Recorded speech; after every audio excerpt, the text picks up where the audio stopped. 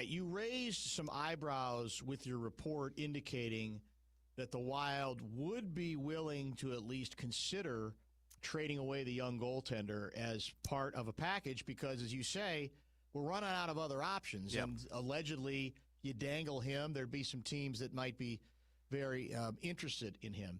That was pretty fascinating to me.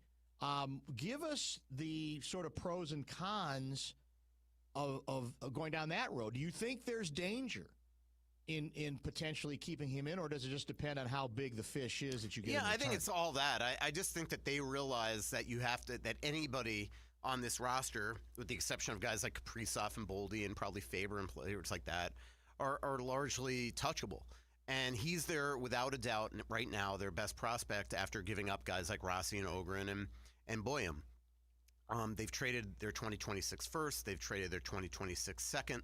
So right now you're talking about, Charlie Stramel, Danilo Urov, Adam Bennick, Riley Height, Hunter Haight. Well, the one that might move the needle for another team, especially teams out there that need future goaltending, is definitely Jesper Wallstedt. So he's got to, at a minimum, be in the conversation if it's for the right guy. I don't think you trade him for a Ryan O'Reilly. I don't think you trade him for a Trocheck or something like that. That's what Louis said. He wouldn't do it. He said he wouldn't do it for Trocheck. Yeah. Like if there is a superstar out there, number one center or number one winger, I think he's in the conversation. And that's why I just think that it most likely, if that were to happen, probably happens in the offseason. Because if you trade him now for something, even if it's like somebody like a Robert Thomas, but then all of a sudden a Brady Tkachuk becomes available or whoever. Now you've traded your piece. So that's why it's a bit of a dilemma right now because they've traded so many assets away that I'll be interested to see what he does. But I just think that he is absolutely on the table. It's not like he's out there shopping them and things like that. The con, obviously, to your point, is that you're trading Jesper Wallstedt, and he is somebody that looks like he could be a stud goalie in this league. But when you have Philip Gustafson at a really good price signed for the next 5 years after this, and he's got a no move, it allows he's probably more expendable than even a Danilo Urov right now, Jesper. So we'll see where it goes. But I just think that right now, for the right player, anybody would be, out there in conversation, and Jesper would probably be the number one guy that a lot of teams would ask for. Is there any doubt that if the Wild pulled the trigger on that kind of deal and traded away Wallstedt as part of the package, that Flower would come out of retirement and be our backup goaltender? I mean, that was a largely conjecture this last Sunday column, but I'll tell you where we're coming from. It's educated conjecture. So a lot of it is putting two and two together. A lot of it is just is reading the tea leaves. Mm-hmm. Now, if it happened this offseason, obviously they would go out and get a goalie. If it happened now, you could either trade for a goalie or you're going to need somebody to come in. The thing with Marc-Andre Fleury is that he is getting calls. He's gotten 3 offers. He's gotten 2 teams out there right now. I assume one is definitely the Penguins. They're checking in on him on a regular basis. Is he tempted? And I get the impression that he is tempted. Mm-hmm. But here, and then there's another thing reading the tea leaves, is that he's skating all the time, almost multiple times a week with the Wild. When Bill Guerin has asked him, because both their goaltenders are at the Olympics, that when they resume practicing on February 17th, that he be their goalie until the season starts again after the Olympics. So until basically Gustafson or Wally or Wallstedt is back and out there. So he's going to be almost, one, it's going to be probably getting his competitive juices going. 2, he's going to see if he could still play. 3, he's going to, get himself into shape. And so there's all this stuff.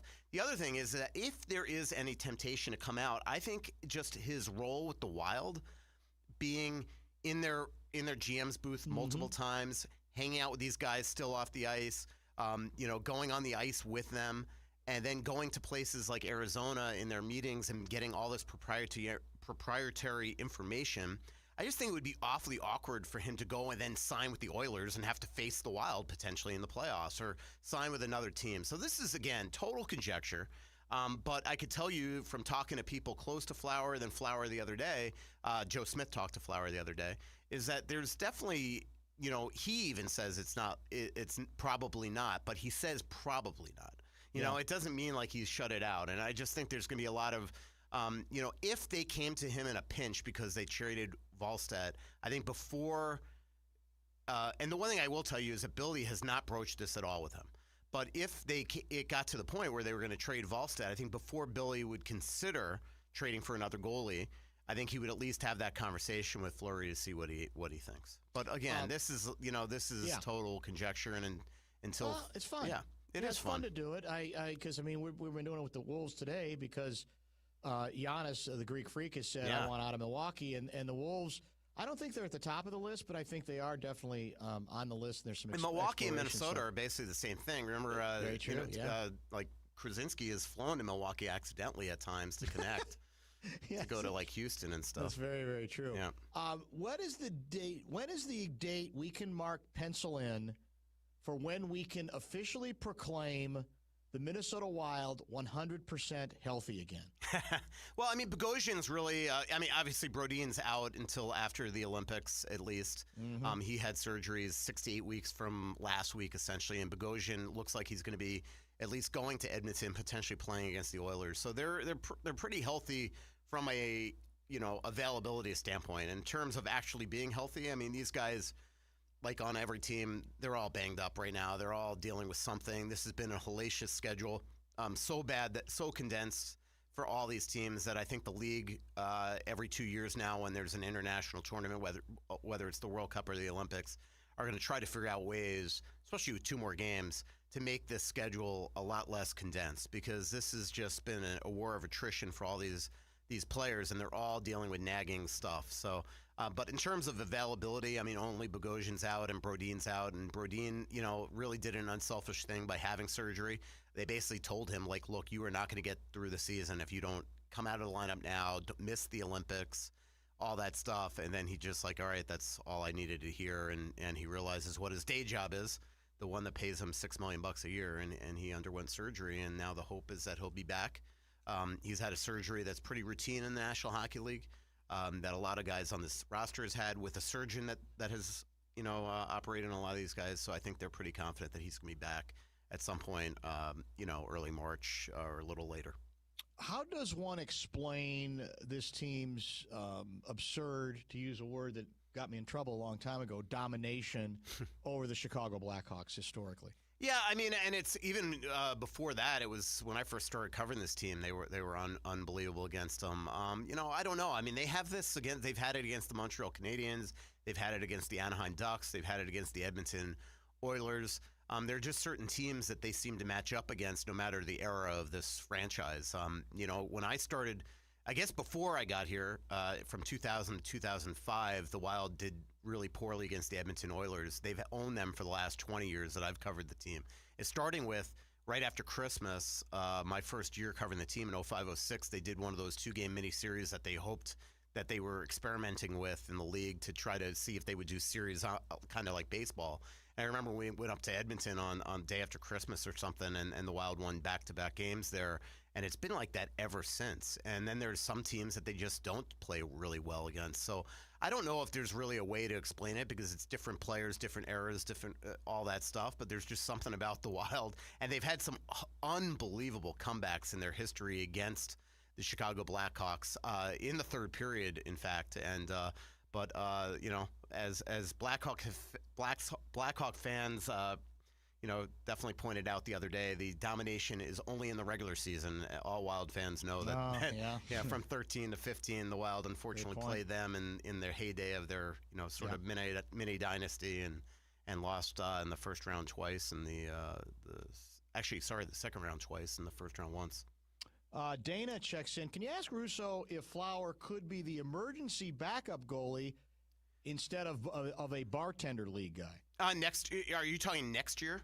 Well, I think he means now. But. Oh no! So there's certain rules in place for for professional service time and things like that. But starting next year, it would be the same thing. So starting next year, all teams are going to be able to hire. Let's call it, for lack of a better term, a bullpen catcher. Okay. So there will be somebody that's not included into the salary cap that has the ability to play games on the road or at home, that will travel with the team and be a full-time third goalie. but it's not somebody that could be have Hall of Fame credentials like a Marc-Andre Fleury. There's all sorts of criteria in place. I'll be really interested what the Wild do there, if they have tryouts or if they know somebody.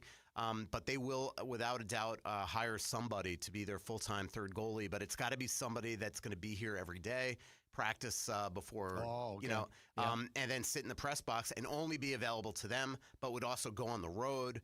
And it's going to be somebody, again, that they feel comfortable that in a pinch, that goaltender can go into a game and win games. So it's not just going to be anybody off the street. So I think it'd be really fun this summer if they have some sort of tryout or whatever, but there will be a full-time third goalie hired by all 32 teams next year. Dr. Mike asks, does Russo think my Volstead for Jack Hughes fantasy has any chance of happening? Well, to me, Jack Hughes will not be coming to Minnesota unless it's with Luke Hughes. I don't think that Jack would just leave Luke behind. So the question is, can you afford both, get both, all that type of stuff? I don't think that Jack is available now.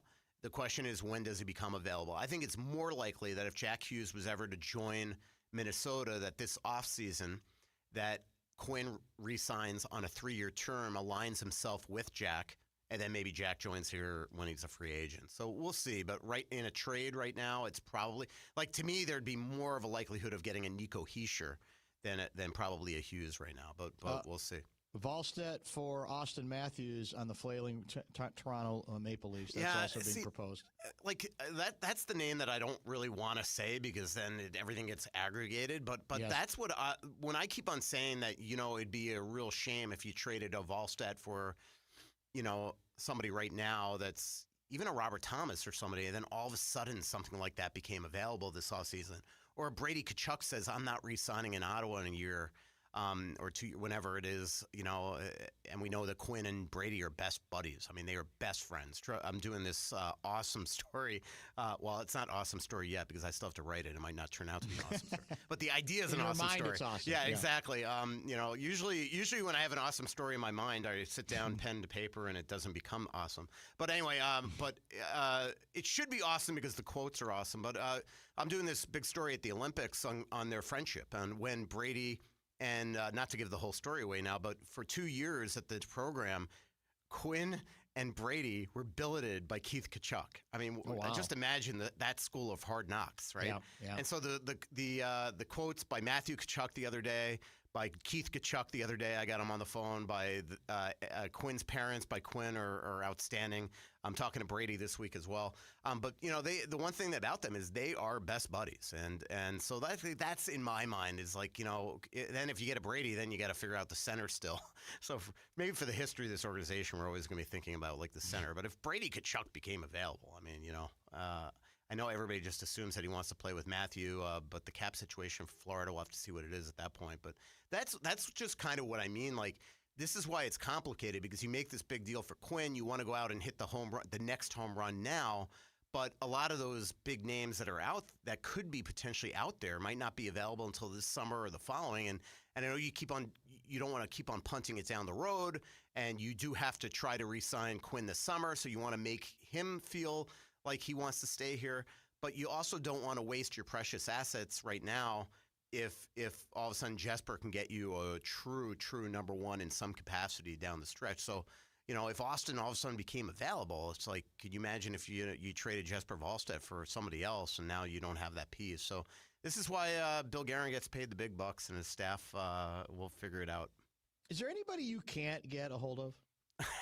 Yeah, there's a lot of people. Really? Yeah.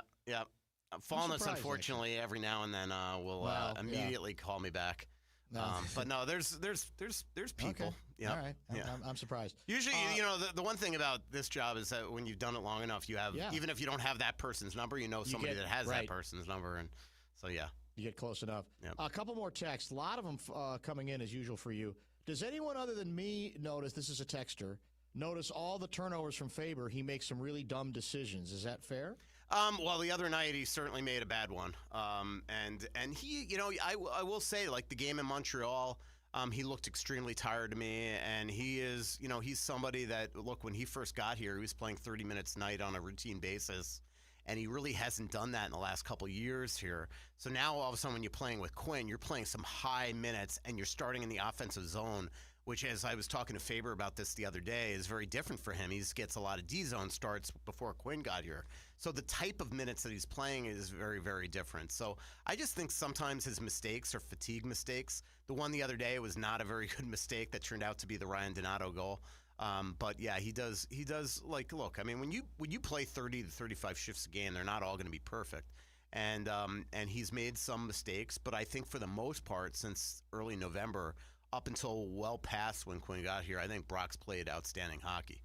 If the Wild swing for a big name, how does he fit in under the cap? Would a medium to big contract also have to be moved, and who would that be? Well, it depends. That's the problem right now is that, look, they have the ability. This is why you're seeing shuffling lately, why they're even doing stuff like bringing up Kerstead over like Lambos. You know, I know it sounds like it's $100,000 and that means nothing on a daily rate. It's like $1,000. But they're trying to do everything they can to make sure that they have the most possible money that they will have accrued at the deadline. So they hope they can have. Right now, it's hard to say with some of the two-way contracts on here, but they're going to send some guys down. And I think we'll have a better idea on February 4th when they make their roster moves and who goes to Iowa and who stays, what they'll have at the deadline. But depending on health, they could have anything from $7 to $10 million in cap space. So that could be $7 to $10 million in players, or it could be one monster player. But you're right. I mean, so it all depends. It depends if another team retains some money. So it's really hard to say right now. But the Wild, because they've came into the season with a good amount of cap space, and because they haven't gone into LTIR once this season, they keep on accruing. And the hope is that they're going to have a lot of money that they could potentially use at the deadline. Russo, how far away is the center who plays at Michigan State? How well thought of is he? Good skater and big kid. Yeah, they really love him. That's Charlie Stramel, who's actually from here.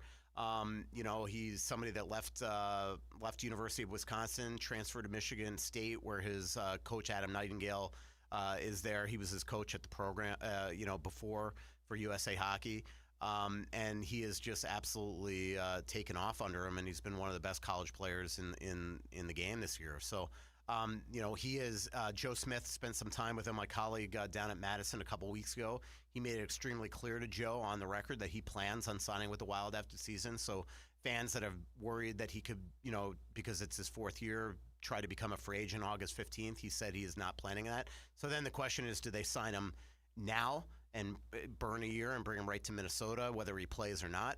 Or do they sign him for next year, then sign him to an amateur tryout and send him into Iowa? So that'll be what's the hope is. The hope is that he can go out and win a national championship.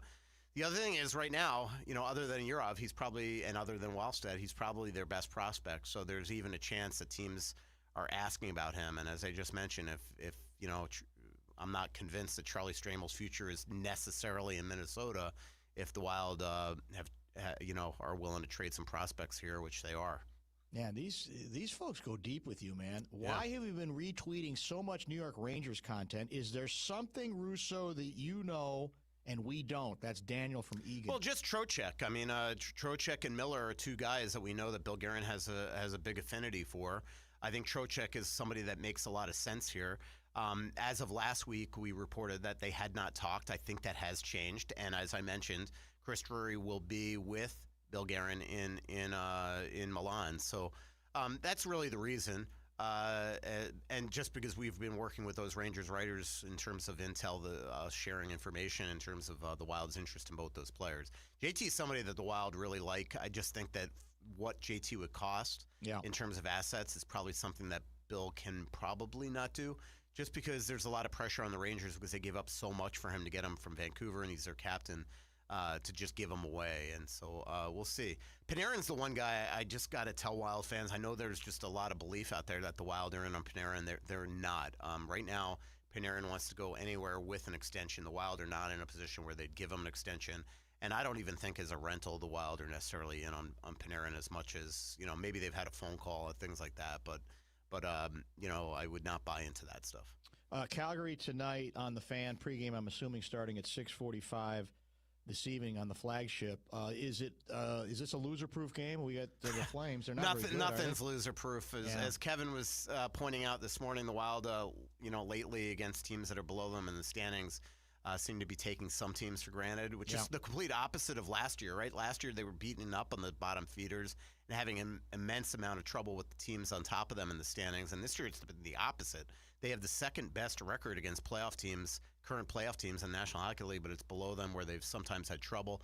I think they're going to come out like a lot of people would look at this as a trap game, but I just think that they probably learned a valuable lesson against the Blackhawks the other day, falling down 3-0 and having to rally back. And I just think, they only have 3 games before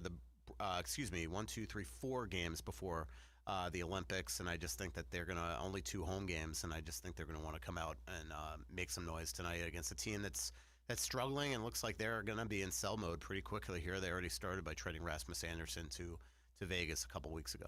When are you leaving? I leave Monday.